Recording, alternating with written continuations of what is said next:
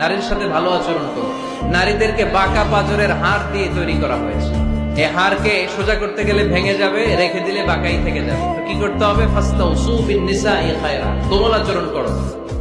আবার আল্লাহর হাবিব সাল্লাল্লাহু আলাইহি ওয়াসাল্লাম বললেন, রিফকাম বিল কাওয়ারিদ, নারীদেরকে কাচের তৈজসপত্র বাসনের সাথে, গ্লাসের সাথে আল্লাহর হাবিব সাল্লাল্লাহু আলাইহি ওয়াসাল্লাম তুলনা করলেন। কাচের তৈজসপত্র, কাচের গ্লাস, কাচের প্লেট যেমনি আস্তে তুলতে হয়, আস্তে রাখতে হয়, নারীদের সাথে এরকম কোমল আচরণ করার আদেশ দিয়েছে কে?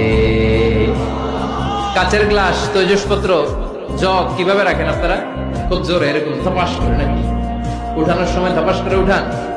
খুব স্মুথলি এটা ধরতে হয়, স্মুথলি এটা রাখতে হয়। তেমনি নারীদের সাথেও স্মুথলি আচরণ করবেন।